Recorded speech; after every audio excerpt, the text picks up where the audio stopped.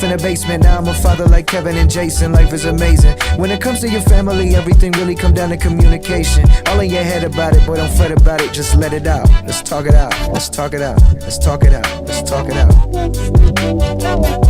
Sit down. Let's talk it out. Sit your ass down. Let's talk it out. Hey, boy, you better. Are y'all tuning in right now? Yo. Happy Father's Day from Jay and Silent Bob. I'm Kevin Smith. Jason Mewes. Okay, this, kids, is our second attempt at a podcast. Our first attempt was very successful. It was. James, thank you for co-signing that. It was. Sounds so weak. You're just sitting on I wasn't sure. I don't know if I should say this. Yeah. It was, master. I didn't want to cut you off, so I was like, should I talk? No, okay. It's your fucking show. We're here because of you. I'll explain to the listener. Yes. We did and have been doing, and we'll continue to do, Jay and Silent Bob Get Old for 12 years now. Now we predominantly do it at Comic-Cons and whatnot. But the premise of that show, it was an intervention podcast that was meant to keep Jason clean. 12 years in, everyone always has to watch themselves, but like Jason's on a pretty strong path. We don't need the podcast to constantly check in on his old drug behavior. And to be honest, like he really ran out of shit to say about the bad old days. 100%. Yeah, Even like, towards the end, I remember being like, wait a sec. I told that story. Yeah, it was kind of getting into reruns, even with the sex stories too, which I never thought was possible. I thought we'd run for 30 years. I was like, this motherfucker's fucked so much. But we eventually hit a wall there too, where it was like, one day he was just like, I was like, what's your sex story? He goes, me and like Jordan just had sex. I was like, that's the sex story? And he was like, I don't have anything. I've told every fucking story I could tell. So Musey the other day was like, out of the blue, you got to realize I live right around the block from Jason. Well, I guess you'll find out on this podcast, that's changing. He's always lived like right nearby, even when we lived together, or not lived together, lived near each other in New Jersey, in Highlands, the town we grew up in, Highlands, New Jersey. He was always like a few blocks away. And then when him and his wife Jordan bought a house, they bought a house like in the same neighborhood as I am. I could walk to Jason's house, not break a sweat if I have to and stuff. So, but that being said, I interact with Jason's wife Jordan more than anything else. Jordan runs our company. So I'll talk to Jordan like fucking 5-6 times a day. I'll see Jason if we're not working, maybe once a week. Maybe twice a week or something, because Jason, and people are like, what? Jay and Silent Bob are always together. I just saw that they went to Ben Affleck's wedding together and stuff. Yes, we do see each other frequently and whatnot, but the person that Jason spends the most amount of time with is his daughter, Logan.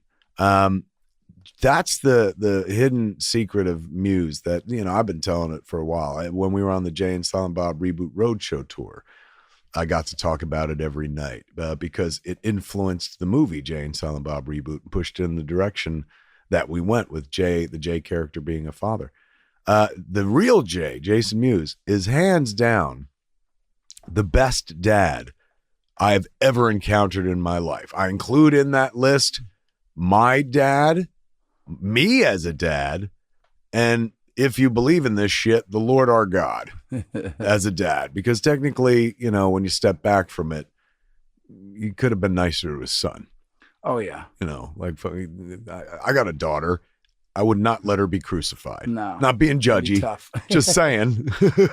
Even for the reasons that, he was. Yeah. Purportedly doing it. Yeah. Like, even if my kid was like, Dad, I got to do this to save the world, I'd be like, you know what? Let somebody else fucking save the world. Yeah. Like your hands, you're going to put holes in your precious hands? Yeah. You know how long I paid good money to keep those hands together all throughout your life.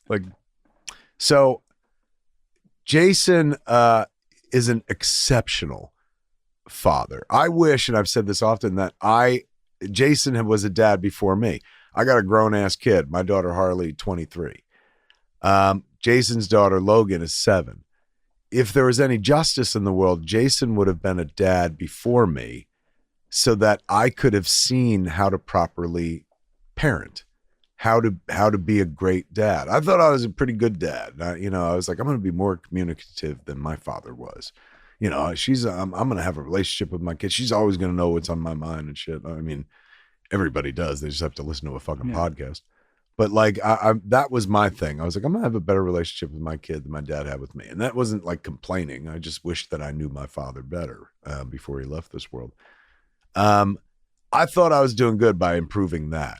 And then I watched Jason raise Logan for the last 7 years. And it's a clinic, a humbling clinic in what being a dad truly should be, what being a father truly should look like. Think about how entertaining Jason Mewes is on a regular basis. Now, imagine you have that built in at your house 24/7, 365, and the show was directed at you. That's what his daughter gets all the time. So when he said to me, I want to do a new podcast, and I was like, oh, okay, interesting. Because I'm a guy that don't want to rock the boat. And I was like, we got a brand. We got a strong brand. Jane, Silent Bob, Get Old. Been going on for 12 fucking years. Why you want to fuck with it? He's like, I'm not fucking with it. I just want to add something to it. I have other things to talk about. And I was like, you?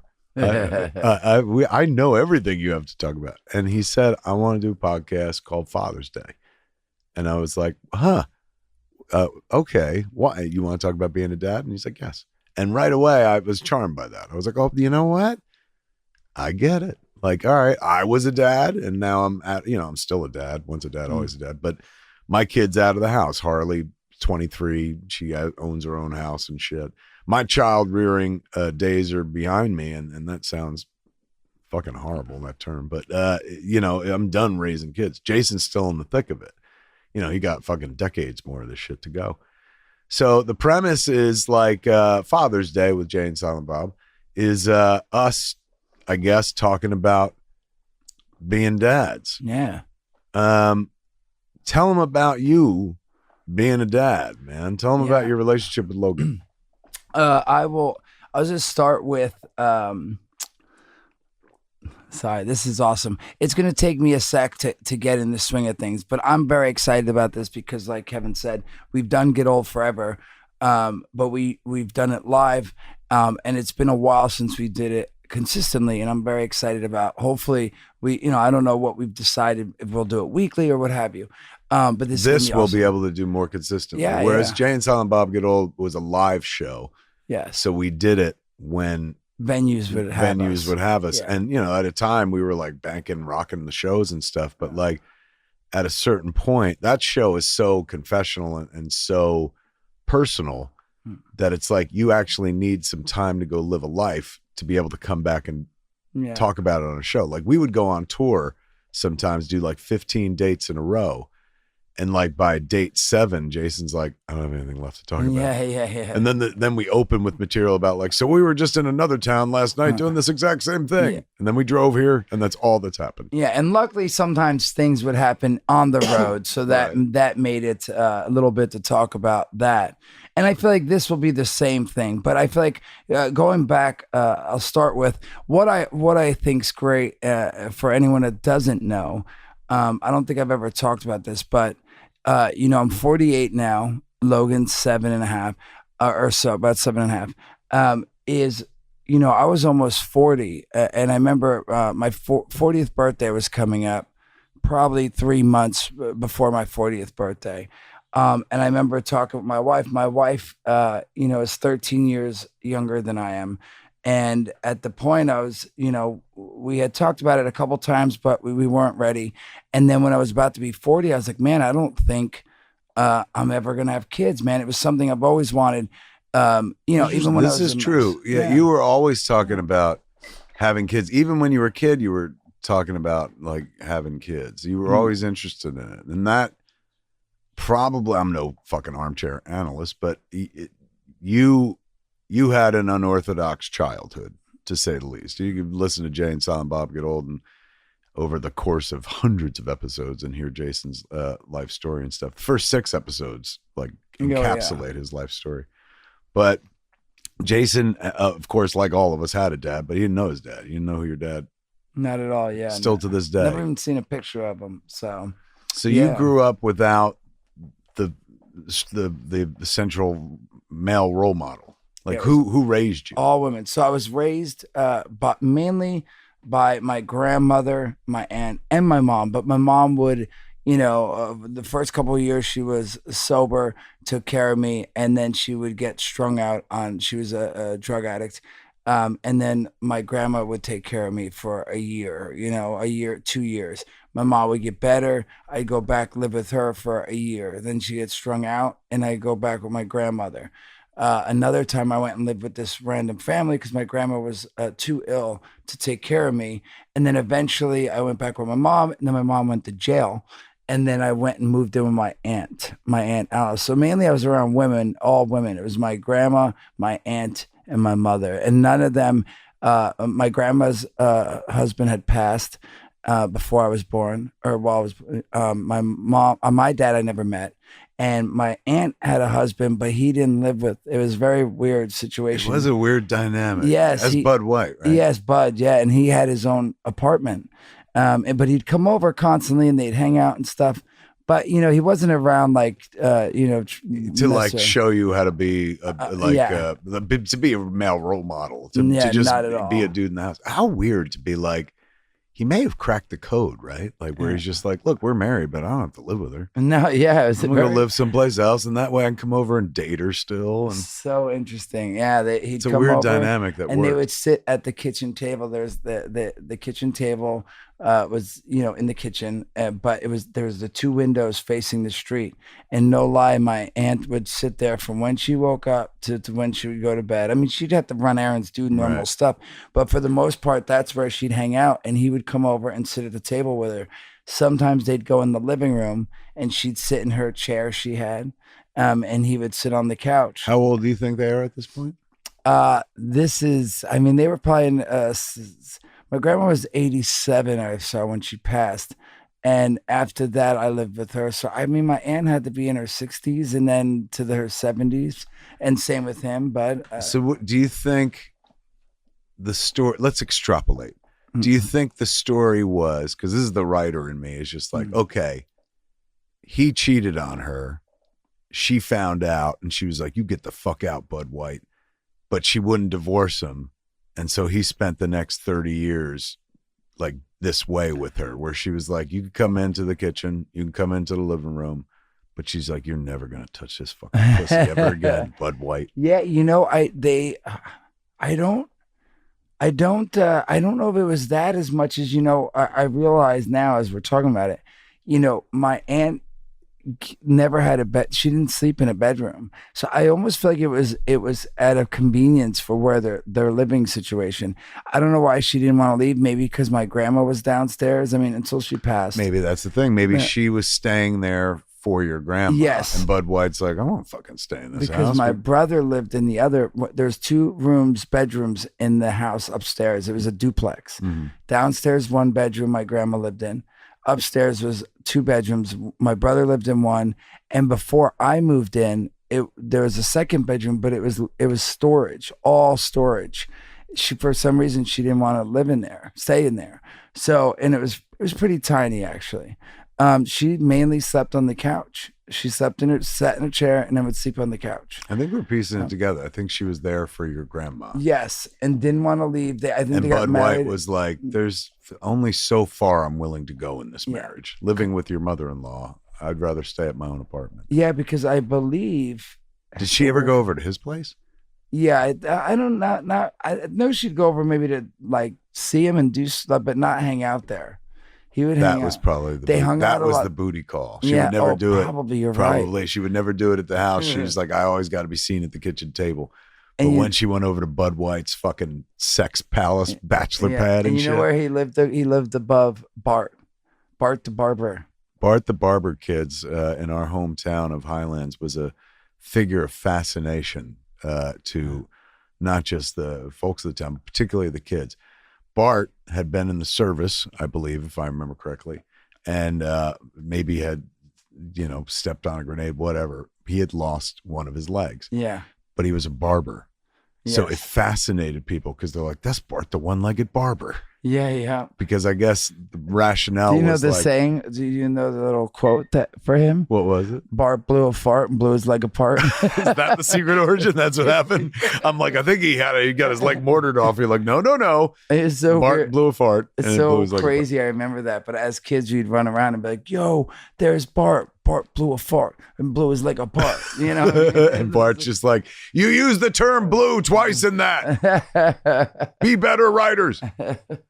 So he lived above Bart. Yeah, he did. He lived in the apartment. So Bart's barbershop was downstairs, and I saw something. I just remember that. And then years later, he moved into Patek Towers or whatever the That's where nursing the home on the elderly back. folks Yeah, live yeah. in Highlands. And he lived there for years. How wild, man, that fucking like that was how you were raised. Yeah. And yet you turned out to be an amazing dad. The correlation must be that like, you know, you were like, I'm going to be what I never had Mhm. for the kid. Was that ever a conscious thing or just an unconscious thing? Like, did you ever have a moment where you're like, since I didn't have a dad or a father figure, I'm going to be like an amazing father figure. Well, in the movie of your life, that's a scene Yeah. where you have a conversation with yourself or with the kid. Did you ever have that moment? Flashback 2 years later. Yeah. Well, definitely. I remember that a big thing for me was I knew I never wanted to have a kid before I was settled. Like I didn't want to have a kid with someone I wasn't married to, or have a kid if I wasn't financially okay. Even, you know, I don't. You didn't want to replicate the situation your mom put you in. That was a big, strong thing, and that's why, again, I feel like, you know, I didn't plan on that's why I was almost 40 when we finally got pregnant with Logan. Which is insane considering like the amount of, you know, with all due respect, the amount of fucking sex that you've had prior to even meeting Jordan, that there aren't at least 20 children of yours somewhere out there. But you're right. He waited a long ass time and found a woman, an exceptional woman who runs our company. But he didn't find her that way. It wasn't like she was running our company. It was like, hello. Jordan, because she has such poor taste in men, fell in love with Jason and benefited us both because she was like a UCLA kid, like business major and shit. And she was married to Jay at a certain point. And, you know, she was like, well, my fate is tied to his fucking fate. If he don't eat, I don't eat. I'm going to make sure he fucking eats. And whipped his shit into shape, you know, fucking brought in her mom, Goose, who like cleaned up Jason's financial record and whatnot, gave him credit. Oh, yeah. Good credit for the first time in his life. All the adult shit that he passed by when he was in, you know, fucking in the throes of drugs when he was younger and stuff. So she did whip him into shape and turn him into like a grown-ass man, as much of a grown-up as he could be, because he's still got like a kid's heart and whatnot, which is part of what makes him such a great dad.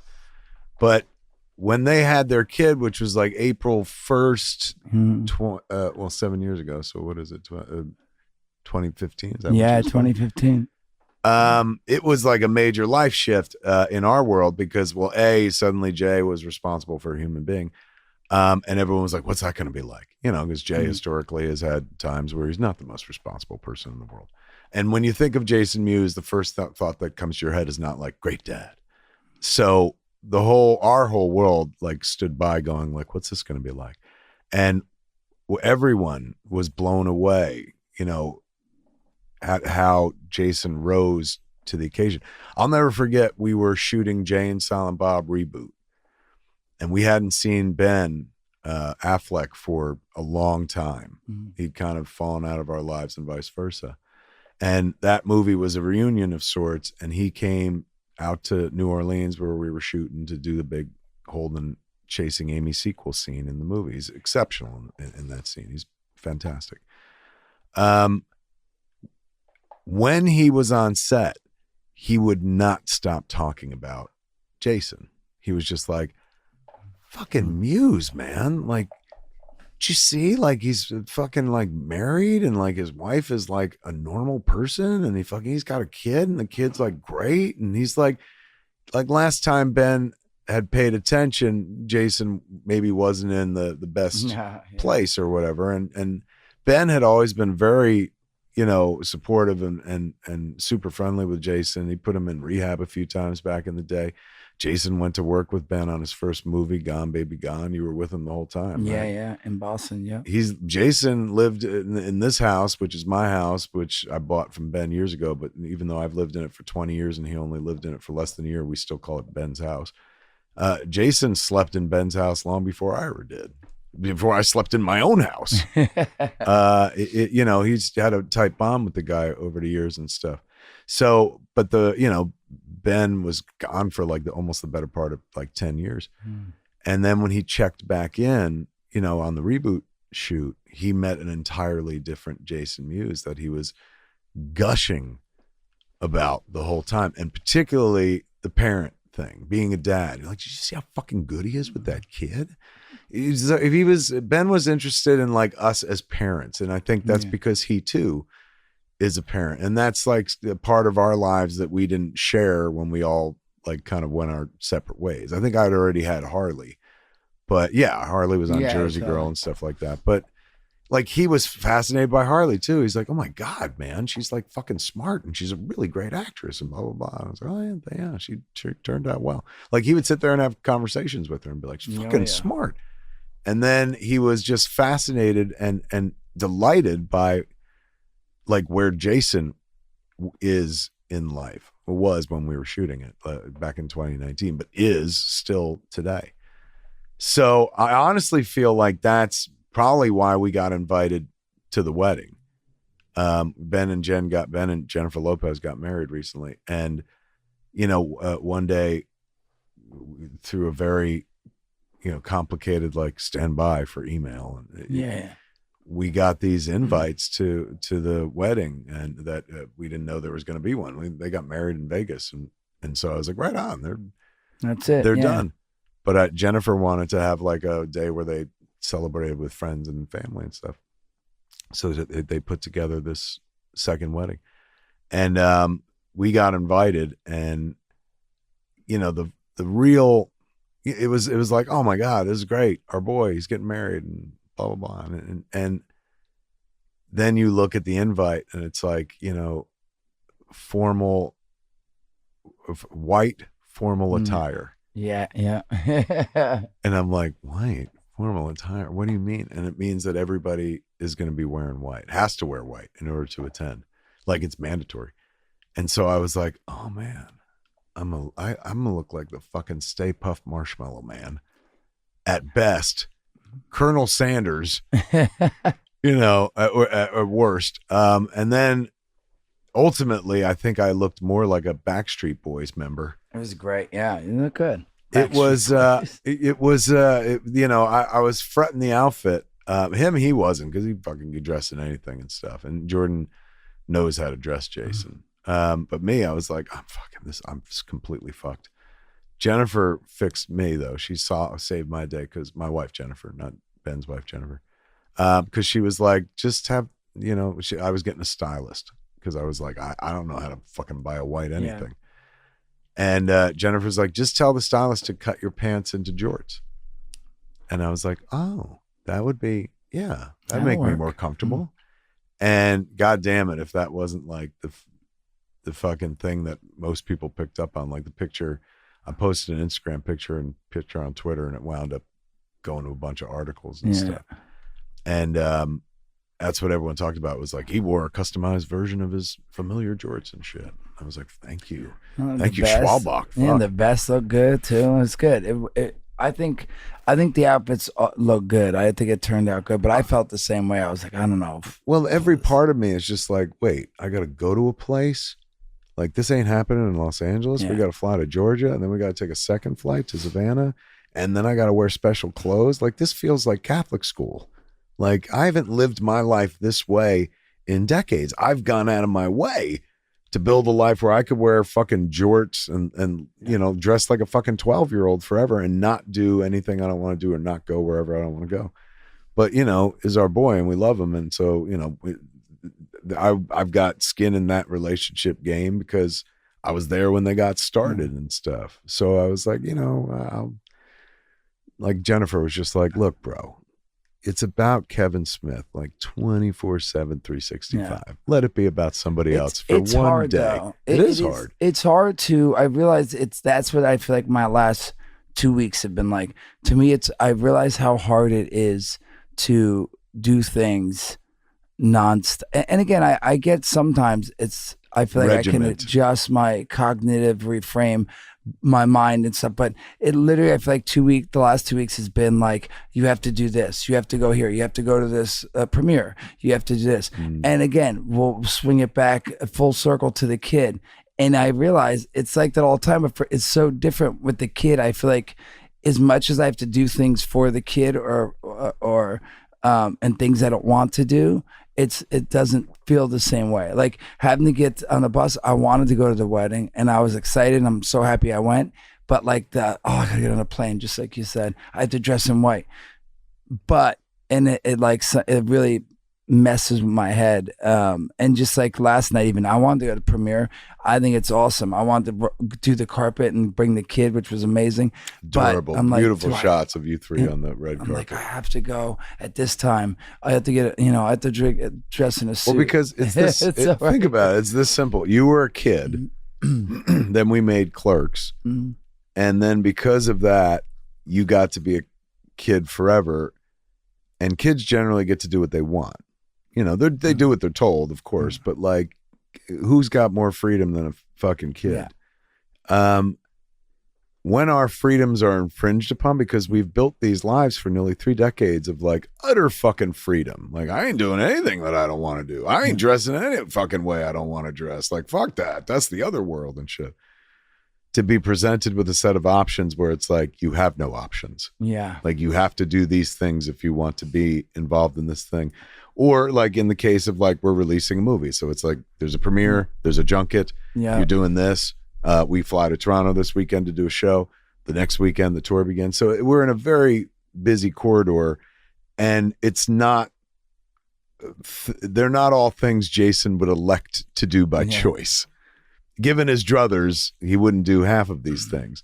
So it amplifies the situation by being forced into having to do it too. Yes. And then people are like, yeah, but don't you want to do it? Isn't it fun? And you're like, yes, of course. Having a premiere can be fun, I guess, but not the way that like Jason's being asked to engage with it. If it was just like, hey, show up when you want, do whatever the fuck you want, it'd be great. But it's like, you need to be there at this time. You need to be standing with these people. We're going to have you with your family, and then push your family out and put you with these people, and then pictures of these people, and then you have to talk to these people, and you have to do this before you can even just sit down and fucking watch the movie. So yeah, it's all that shit's an anathema to fucking Muse, and that's what makes him like a kid, because when you're like, hey, we can't do a thing, he's like, why not? Yeah. Suddenly I don't get it. Why? Because he's used to shaping the world to be exactly what he wants it to be. But sometimes, like, it can be worth it. The whole time we were going out to the wedding, it's like, oh man, fucking, how many flights? How many hours to get there? Yeah. Where do we have the right hotel room? Where are we? Yeah. Oh my God, it's hot in this fucking town. I'm gonna sweat through these clothes. All of it vanished the minute I saw him standing there smiling. It's like a fucking movie, man. He came up out of like nowhere, and it turns out later on it was like from the boathouse or something like that. Yeah. And then just sauntered up. We're all sitting there, like, I don't know, 100, 150 of us or something like that. Very intimate. Like, it was nice. I read a lot of reports about all these famous people are going to be there, and it really wasn't. No. It was like Matt and Ben and Jen were as famous as it gets. It was more family and friends and stuff. So he sauntered up, looked like a fucking movie star from the 40s, like a super tall Cary Grant, who was already tall, or a Humphrey Bogart. Like, he had the white jacket with the black pants tux thing. And Ben's got full beard, and he looks like a grown ass man, but he's still got boyish face and sparkle in his eye and stuff. And, I've said a few times, we've seen Ben over the course. I met him when we were auditioning for Mallrats, my second movie and stuff. So 27 years I've known Affleck and you've known Affleck. And, you know, we've watched him go from like fucking, hey, it's Ben, to like, Jesus Christ, that's fucking Ben Affleck, worldwide movie star and shit. And over the course of those years, you know, you have joys and you have sorrows and whatnot. And thankfully, the rarefied air that we get to breathe in this industry, there have been a lot more highs, you know. And so I've seen Ben be happy, is my point. You can see it yourself when he won an Oscar. It's look up happiness in the definition, and there's the physical representation of it, where Ben and Matt are holding their Oscars and breathlessly trying to get through their speech, their thank you speech and stuff. Pure joy. Take all the happy moments I've ever seen that dude have, and all the times he's ever laughed so hard that you knew he was enveloped in joy in that particular moment and stuff, because he's got a great sense of humor. If you can get him laughing, you feel like a real accomplishment and stuff. Take all the joy I've ever seen on that motherfucker's face, or he ever exemplified in this lifetime. Doesn't touch the joy that was on his face when I'll never forget it. He stood up, walked up, stood in place, and just seemed like the Buddha. Serene joy on his face. Like a man who's lived a life, who went through some shit, learned some shit, grew, and suddenly was about to be, you know, spoiled with the reward that he worked so hard for. Like, he grew up to get to this moment. And look at him looking at Jennifer coming down the aisle, who was absolutely fucking breathtakingly beautiful. The whole wedding was fucking gorgeous. She's got exquisite taste. But looking at him, look at her, bro, made me ashamed of, like, you know, I got to step up my game. Yeah. And like, I was like, I got to show that. Now, you know, I probably did back when we got married, like 23 fucking years ago, but like, it was inspiring. Like, it would have made the most cold-hearted cynic believe in fucking true love, where you're like, look at them. They have a fairy tale ending to a 3-act story. And the ending of that story, we're standing here at the end of it, and the beginning of the brand new story, which is like them getting to do what they wanted to do 20 years ago, like start their lives together. And they have the kids too, which we'll get back. Yes. Yeah. Father's Day. Yes, Father's Day. But again, he talked a lot about the kids. The kids were wedding, a huge thing. a big part of it and stuff. And I think that's also for, it was beautiful. They worked them into everything, into Yeah. the vows, into the ceremony. The kids were a big part of the thing. And it was, we had a conversation at the wedding, me and Muse, where he was like, that's what I would do. Like, I would definitely have my kids involved and shit like that. I remember Jordan's like, you're not getting divorced. He was like, no, I'm not, I would never, but if I was in that situation. But that's when he was like, we were at Ben's wedding, the reception afterwards and stuff, when Jay was like, I want to do a podcast. And I'm like, right now? I don't think Ben would appreciate that. I think all the attention should be on the bride. But I'm game. You know, every saga has a middle age. This is what happens when Jay and Silent Bob get old. And everyone at the wedding's looking at us like, what the fuck's going on with your Jersey friends? He was like, no, when we get home. I said, what's the podcast going to be about? And he's like, about being a dad. I want to call it Father's Day. And my addition was like, can we add with Jay and Silent Bob? And he was like, I guess. So that's what I brought to the table. But he promised me that, like, you know, early on, if you listen to Jay and Silent Bob Get Old, like, I was the host of the first 6 episodes and telling Jay's story, and he was kind of co-signing it. And then on episode 7, which was like the first episode we ever did where we ran out of content and shit. Yeah. You know, there was no storyline. It was like, we have to figure out what the show is now. It was in front of a live audience, and I remember like passing the ball to Jason, and he just dropped the ball. Where I was like, "What do you think?" And he goes, "I don't know." Yeah, it was. And I'm like, in front of all these people, I'm like, "You better fucking know something." So after the show, I told him, I was like, "Look, I'm never doing that again with you. If I throw you the ball and you just stare at me dumbfounded like a fucking dog looking at a Ferris wheel or something like that. You need to always have material." Yeah. In your back pocket. So Jason started keeping things written down in a notebook so that no matter where we were, doing a show, he would have it on stage and he could always bring it up. It infected his real life because he would just carry it around, be in fucking social gatherings and fucking like when there was a lull in the conversation, leaf through it and be like, did you know that the other day I had an interesting interaction on an airplane? And people were like, do tell, Jason. So back then there was always a fear of like, you know, oh, is he going to have any content? Like before we do every live show for years, I would always be like, do you have something to say? Yeah. Do you have a sex story? Do you have a drug story? Do you have an opening material? Do you have some banter, some chit chat? And always like making sure that his fucking guns are loaded before we go out on stage. Him at Ben's wedding was completely different. This wasn't a guy who had to be goaded into something. This was a dude who was like, you know, I've known Jason forever, longer than I've known Ben, obviously. And I can read him like a book. And, you know, Jason's adorable when he wants something. He's omnipresent when he wants something. And so suddenly it was like, oh, he wants this. I recognize this version of Jay. This is something that he wants. Like most times I'm like, Jordan's probably pushing him into this. But you seemed very, very passionate about the idea of us doing a podcast. I was going to sneeze, where you talk about fatherhood, particularly. Well, it's a lifestyle, which smells to me like a lifestyle podcast. This smells very goopy to me. Like fucking Gwyneth Paltrow. Like next you're going to be like, can we sell some candles made from my vagina? That would be awesome. You know, my fucking kid told me last night. So we had the premiere last night. And afterwards I like went out to eat with my kid and her friends and stuff at Swingers at like 2 a.m. And my kid goes, oh my God. She goes, Logan is so fucking hysterical, man. Like at one point, Jason was pointing at the poster and he's pointing to a picture of himself on the poster. And he's saying to Logan, he's going, this guy looks like he would have some poo on his head. And she was like, And then Jason pointed to a picture of another man. And he was like, this man has a vagina. And the kid was like,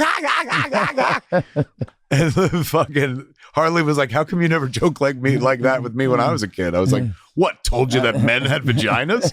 What's that all about? She just loves the words, right? She loves, I don't know why I have this thing where like because, you know, for a while there was the whole, you know, which again is an awesome, the process of seeing her as a baby and learning things and learning to talk and all that. But, you know, there was a period where she's like, you know, boys have penises and girls have vaginas and stuff like that. Like that checks out. And you know, the school she goes to, they really said, hey, look, you know, you don't want to call it, you know, your wee-wee, your private part, or anything like that, because you don't want her to get confused if someone, you don't want to stigmatize that for later on. Yeah, and stranger, anything like that. Or somebody's like, do you want to see my penis? And they're like, I don't know what that is. Yeah, exactly. So makes sense. So one day I was joking with her, and I was like, hey, I was washing her in the bathtub and stuff. I was like, here, take the washcloth, and I said, clean your penis. And she goes, I don't have a penis. And then I said, I know. I said, all right, well, I'm going to go to the bathroom and then I'm going to wipe my vagina. And she goes, you don't have a vagina. And she really loved it. So now every once in a while, I'll joke with her about that. And the school's going to pull you in for a conference going like, we went out of our way to use proper terms so as not to confuse the child. And you're literally telling her she has a penis and that you have a vagina. No, I waited till it was like melted. I guess what would be molded in her head that she knows a boy has a penis. Yeah, you didn't fucking shatter her like grow her in a Skinner box. You're like, let's just see what happens if we tell this kid the whole time. Like her mommy's told me I had a vagina. What's going on? You keep saying, you know what I mean? So no, I waited till she really knew. And again, and she does, and she's more. I'm not the one that started the poop thing, but she loves the poop emoji. Yeah. Like if she ever grabs my phone, she'll be like, hey, I want to text mommy real quick, and she just texts a poop. So again, what do you think that it's just naughty? It's just like the edge. Yeah, that's where you could see the you in her, because I think like the older she gets, the more and more she looks exactly like blonde Jordan. Yeah. And she's very smart, and she can speak fucking French, and all of that speaks to Jordan more so than Jason. Not saying Jason's not smart, but like he barely knows the English language, let alone another language. But where I see you is the fucking like, you know, poo. Yeah. Like you're the fun. You know, it's funny. It seems like the kid's always going to be caught in a crossfire between doing the right thing like her mother does. And I don't mean like being a good person, but like, you know, Jordan's fucking real smart and just capable as fuck. Like we are where we are. Our business would be dead. We wouldn't have a Jay and Silent Bob reboot or Clerks fucking 3 left to our own devices, me and Jason. Jordan is like truly the brains behind the operation. So that is definitely going to be on display. That clearly she's a smart kid, but she's also going to be crafty like her old man. Oh yeah, so that's the combo, the smart and fucking crafty, which makes her practically Lex Luthor at that point. she does. She won't lie, which is great. She won't lie to her mom. So it's like she has this. She's like, I'll lie to this asshole instead. No, because he lies to me about having a vagina. She'll try to manipulate. Like I could see her like craftiness of manipulating, like with me. And then she, like her mom will come in and she'll be like, okay, I did eat the candy bar, you know. But with me, she'll be like, well, I only had one piece, and she like will hide it. And I'll be like, are you sure you only had one piece? She's like, yeah. And then like I'll see that she meant like really, she broke it in half and had that one piece of the one half. giant piece. Exactly. But like with her mom, she's like, all right, Mommy, I only had 1/4 of a piece, which is a smaller piece. She's more morally rigid with Jordan, and with you, she's like, you know, Dad cuts corners, I cut corners. Yeah, 100%. It's amazing, and again, it's the whole thing I've realized is, you know, from when we found out. Again, I was, you know, I was turning 40 and I was like, man, I'm not going to have a kid. This is a real bummer. And then, you know, Jordan being like, all right, let's try. I was like, can we try? So when I hit 40, you know, if it doesn't happen by the time I'm hitting 41, I get it, but let's try while I'm 40. So we tried and we got, you know, we really lucked out. I don't know if it's luck or whatever, but within like 2 months, 3 months, you know, we found out she was pregnant after she got off birth control and started, you know, doing this and doing that. Back in 2014. Yeah. And it was within like 3 months, which was amazing. And then it's like, but again, the whole process, which I'm sure most people have gone, well, I don't know about everyone, but maybe I have a little bit more panic. Jordan tells me all the time I helicopter dad and panic and worry about everything. But every appointment at the doctor's beforehand, worried, like, I hope, you know, the sonogram, everything goes right and everything. And then when I hope, you know, when she was born, I was hoping everything, hearing and eyes and all that stuff, of course. And then every little move. But again, it's like I've been getting more at ease and trying to be at ease because, you know, what I'm learning is if I'm anxious, the kid feels that and she gets anxious.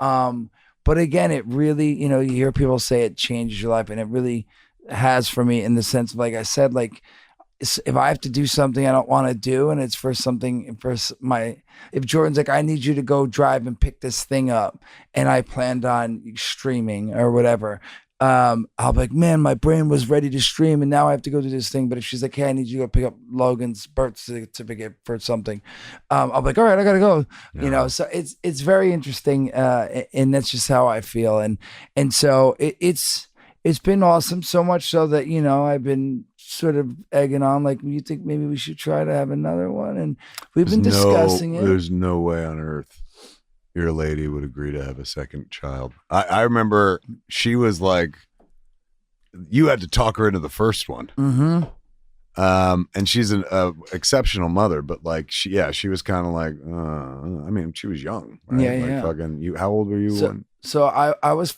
turning 40 and she's 13 years younger. So she was like 27. She was like, yeah, bro, these are my fucking fun years. Yeah. You really think I want to be? And I had asked her like a couple years before that one, because she was like 25, and she's like, well, look, I'm 25 and all that. And we were traveling a bunch with the podcasts and all that stuff. She's like, I'm just not ready. So, and then again, 3 years later, I was about to hit 40. It's a miracle that she gave you one kid. So I think you should count your blessings and fucking, there's knowing Jordan as I know Jordan. And again, I fucking talk to Jordan like literally every day, multiple times. There's and allowing for the fact that, of course, yes, you know her a little better than me, being that you're married. There's no way that she would agree to having a second kid. I don't know. Hey, why she's been talking about? Well, I'll tell you what. You know why? Because we've discussed it, and believe it or not, we found out something interesting.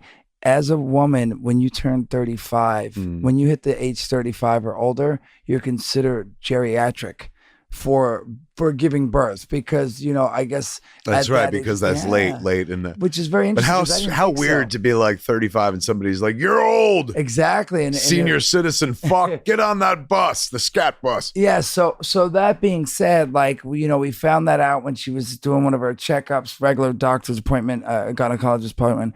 But so she's like, all right, like if we're gonna try, we probably should try now. So we've been, trying to work on a little bit and a little this and that. We have sex once every 3 months, and no, I'm just kidding. No, but we've been trying. And she wants to try, and we're gonna give it a shot right now for at this age, 35. If it doesn't happen, we're gonna. We'll see. I don't know what the deadline is. How many months we'll let it try to happen. Wait, so the point of this podcast is you want to talk about trying to have another baby? Nope. The point of this podcast is that we are having another baby. What? Yes, sir. Yeah. Are you fucking kidding? Nope. Sorry. Okay, I was gonna try to let it build up and on, but yes. So Jordan and I have been trying for about 3-4 months, and we found out she's pregnant. What? Woo! Yes, sir. So this is why. Are you fucking serious? We're having number 2, brother. Yeah. Are we really doing a podcast, or is this like your weird way of telling me that you're having another kid? It is. Sorry, I actually started getting emotional because I realized I am telling you for the first time, but she's pregnant. That is unbelievable. Holy fucking look at this. Yes, sir. My man is fertile. And more than fertile, fucking way to flip the script. Like the woman I know, there's no way she was going to fucking consider it, and now you're having 2. Well, Logan, honestly, it's been so awesome with Logan. And holy fucking shit, bro. We got number 2, man, number 2. So everyone, Jordan's pregnant, and we're having our second. And when did you find out? We found out it was about 3 weeks ago or so, about 3 or 4. It was about 3 weeks a month. Again, time has been compressed because we've been traveling and such. And meanwhile, Jordan's been building the tour and fucking finishing the movie and stuff like that. Yes, sir. So, holy shit. I love it, bro. So that's what I want to talk about. That's what we're going to continue to talk about, because eventually we're going to get to find out the sex of the baby. Oh my God. And hopefully we could talk about that on here. Bro, look, I'm going to stop. I'm going to put a pin in it right there and be like, I'm beyond thrilled for you. This is fucking ecstatic. I'm, as a person, as a friend, like, oh my God, you're going to have another kid. This is amazing. But I got to tell you, as a fucking podcaster, I'm very impressed by this. Well, thank you. You just gave us like structure. Thank you. Like Thank you. we know we get at least 9 months out of this fucking podcast. Right. And then you got to raise that kid. So that too. And you're still raising another kid. So we got like content galore. It ain't like fucking, you'll never be like, I ran out of sex stories. No. Because now you've got like a waterfall of content, kid stories. 7 years worth of Logan plus whatever Logan keeps doing. Yep. And I would suggest that we bring Logan onto the show. Definitely. That every would be week. Awesome. Just to have her talk about poo or vaginas or fucking penises. That'd be so definitely fun. for anybody who listens for the first time and they haven't seen or know Logan, it'll be fun to hear her. And she'll probably have a blast. She still gets shy of certain things, but she's starting to love the idea some.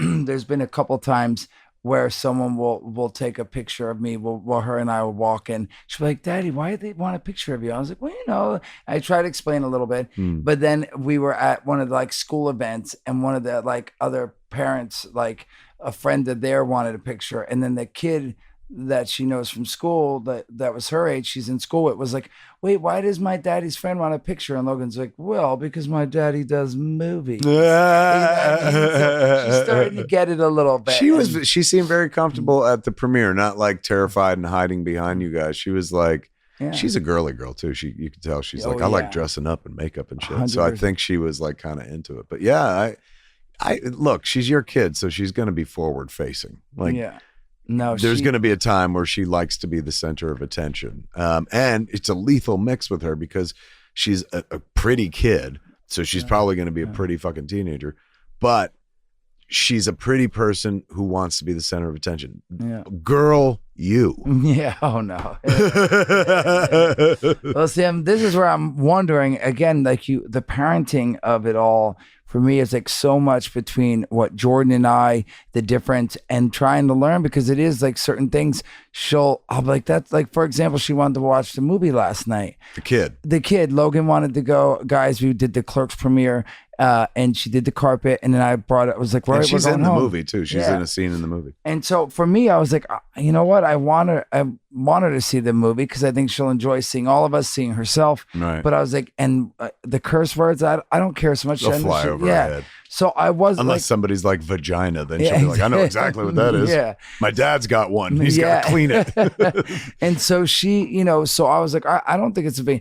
But Jordan's like, no, I don't want. And then we weren't sure if even the theater would let her in as a kid that age. So again, this is where I'm like, I'm still learning and trying to take. It's interesting just the whole process. Well, it's content, bro. Yeah. Like I'm telling you, like this is backdoor genius, which sounds exactly as sexy as I meant it. Yeah. Because you've given us a concept that has content galore and doesn't stop. Because like the stories about raising kids never stop.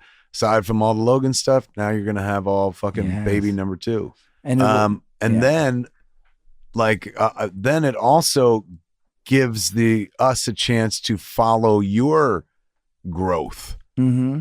And chart your fucking growth and shifting attitudes as a parent, man. Because if we play like, look, we've been doing Jay and Silent Bob Get Old 12 years. If we were doing Father's Day for 12 years from now, Logan would be 19, which means we're going to have all those juicy fucking teenage years where all she wants to do is fight with you. Yeah. And date boys. And you're like, this fucking motherfucker Brian, man, who likes my daughter. I want to fucking kill him. I'm like, he's 12, bro. And we could go back, listen to this, and they'll be like, oh, listen to the cute little girl and how much she loved her daddy. To like her being down here. And she's like, you know what? I'm back on the podcast, 10 years later. My and father's I hate a piece of shit. Yeah. I used to hate when people would ask him for a fucking picture. Now when he's sleeping and shit, I rub shit in his face. No more poo. It's poop. It's shit. Yeah, she's like, no more fucking cute poo emojis. Look at this. I rub it right in his fucking face. She told, I remember, she is fucking crafty, bro. She told Harley, because something that we've talked about on Jay and Silent Bob Get Old, and I'm sure it'll fucking happen. We'll talk about it on Father's Day with Jay and Silent Bob, is, the kid is part of the digital generation. So she lives with her face in a phone if they would let her. And Jordan is very strict about like, no. Jason not as strict. And so like sometimes she gets like way the fuck into like watching YouTube and stuff like that. She'll sneak on. She'll be like, Daddy, can I play? I'll let her play Roblox. So I've downloaded Roblox, and there's this other Toka World, which is fine. I've played with her, and it's nothing bad. But I swear I'll walk away to like use the restroom and then make her a sandwich. I'll come back and I'll see her like messing with the phone. I'll be like, what are you doing? And she won't be able to get out of it in time. And I'll look over and she's watching YouTube. Now, the good thing is she usually watches YouTube. She'll watch a girl playing Roblox. Right. Or like there's this one person she loves, Cookie Swirl C, which again is fine. But the problem is the darn ads, man. The ads come in between, and the ads are always pointing to something. Not always, but sometimes that is not. May I make a suggestion? Yes. If you buy YouTube Yes. then you don't encounter ads ever. Ever. I'm subscribed to YouTube. You know, it's a fee. Yeah. But I never see a single ad ever. So if you're watching like Cookie Swirl C, If I'm watching Cookie Swirl C, then somebody should investigate me as a 52-year-old man. However, if I was watching Cookie Swirl C, it would be an uninterrupted watch because I subscribe to YouTube. All you have to do is that. Look at me. I'm fucking... This is a parenting hack. Exactly. The elder parent passing it on. And that has nothing to do with parenting. I just knew that. The Logan told, so Logan, she likes to get on the phone or on tablets and fucking play. And she told fucking Jennifer, Harley once at the house, she was like, Mommy and Daddy don't want me to be on YouTube a lot, but sometimes when Daddy's sleeping, I take his phone and I put it in his face and it opens it up. Yeah. And I was like, you could do that? That changed my life, bro. Because I was like, I am now not leaving my phone anywhere when I fucking sleep. Yeah. I'm putting it under a mattress because somebody could just pick it up, fucking open my shit up right with my face there. It's crazy. That's that crafty Jason Mewes thinking. Right there, man. She's going to be one to watch the whole time. Now there's two to watch. Oh, yes. And you don't even know what the second one's going to be. Not yet, man. But again, knowing it's you, the beauty of this. If the universe wants to curse you, two girls. Because Jason, and I don't mean that because girls are terrible. I love having a daughter and shit. But Jason, when he had a daughter, like when Logan was born, he was like, I don't know how I'm going to do it. And I was like, do what? And he was like, bro, one day some dude's going to try to date her. I'm just going to want to fucking kill him. I might kill a motherfucker. I'm like, A, you got like, I don't know, 13 years to worry about that. B, maybe your mind will change over time. He's like, no. And I was like, why do you worry so much about this? And he's just like, because I've had so much sex. And I'm like, oh, you're suddenly worried about the fucking, the universe coming back to bite you. I don't think so. I've seen thus far, you're laying the groundwork by being an exceptional dad. I'll tell you this much. I feel bad for any boy or girl, whoever she winds up fucking dating, because they gotta hold a candle to you, one of the most entertaining people on the fucking planet. The most like engaged with the kid, like Jason adores his daughter. So like no fly by night, like fucking, hey, what's up? Good looking dude is going to do it. That motherfucker is going to have to put on a show 24/7 to like, because that's what she's been accustomed to and will continue to be accustomed to. Wow, dude, fucking, this is brilliant. I love it. I think we end here so we can give surprises. I know. So what's the next surprise? I think that, well, I don't know. I don't tell now, right? But next time we go, I don't know. We might know by then. We might know by then. So please tune in next week and find out. It's a good hook. Look at you. You've learned after 12 years. Thank you. Yeah, I'm just proud. Look, I know it's called Father's Day. I'm as proud as a fucking dad. Well, thank you. Looking at you coming up with something that will sustain us. Like fucking, we'll do this here in the house and shit. And then after the reboot road show, Jesus. I know. After the convenience tour, which by the way, Clerks 3, ladies and gentlemen, the convenience tour starts on September 4th. Travels all across this great land of ours. Tickets at clerks3.movie. Or you can see it at the Fathom event screenings September 13th through September 18th at a theater near you. Tickets at fathomevents.com or at csmod.com. But when the tour is done, when the convenience tour is done, and I'm done, I think by Christmas, December or something like that, we can go from being a home show to doing it live. Yeah, no, taking it out into the world and doing it in front of people like Get Old. And stuff. Yeah, no, I'm very excited, honestly, because I feel like this is a chance again. Because again, with work, with us traveling, and just normal, of course, life stuff, we do only see each other like once a week. So I feel like this will be us seeing each other, catching up, and getting to talk about the kid. Because again, there's all this stuff with the kid that I want to talk about, but I don't necessarily. There's so many things that what it'll do too, but maybe we don't do it as a live show ever, because that will, like, Get Old was always live, so we're always engineered to be funny without being as conversational as we could be, but there's always periodically every 30 seconds, 45 seconds, you're like, well, we better say something where people laugh, otherwise why are they fucking 100%, here? In a home show, you have the beauty of being far more meditative, because you're not surrounded by a bunch of people who you're feeling the pressure that they're not laughing. 100%. We better say something. So it could be, if we keep it as a home show, that we will get into and find out more about you and your parenting style than we ever have on Get Old because of the pressure of like, you know, that's nice, but we got to fucking do something funny right here. 100%. Here, instead, we could just try to be interesting. This is very, bro, in a million years, you continue to surprise me because I never imagined one day you'd be like, I have a lifestyle podcast we could do. And bro, we can get rich off a lifestyle podcast. Like, we didn't get rich off Jay and Silent Bob Get Old. Yeah, no shit, man. Fucking, we can make that goop money. We can make that fucking, who's the dude who's the vegan dude who DK put me on his podcast? Fuck, I've been on it twice. He's a great guy. He makes a fucking bunch of bank. Yeah, because it's called lifestyle. It's like when we were talking about Jay and Silent Bob Get Old, that ain't a lifestyle. No, it makes sense. Yeah. This is talking about being a parent, so you can be like sponsored by Pampers and shit. Yes. You might be putting us on that fucking fat corporate teat, bro. Sponsored by baby food. Yeah, exactly. Baby food in general. The idea, the concept of baby food. This could be the beginning of something beautiful. I think you fucking stumbled onto it. Maybe this is why we've worked together for as long as we have, waiting for your sheer moment of brilliance. I've carried us this far. Yes. Perhaps your Father's Day, will be the fucking, the strong back on which we ride into our geriatric years. I love it. Which apparently is 35 if you're a woman trying to have a baby. Jesus, who knew? Find out all sorts of interesting shit just like that, kids, every week right here on Father's Day with Jay and Silent Bob. For Father's Day, I'm Kevin Smith. Jason Mewes. Happy Father's Day, everybody.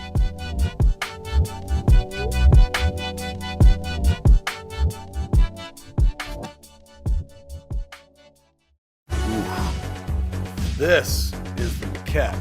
Greetings, everybody, and welcome to the AKA Ask Kev Anything. Every saga has a 10-year anniversary, ladies and gentlemen, and this is what happens with Jay and Silent Bob Get Old. I'm Kevin Smith. Cheers,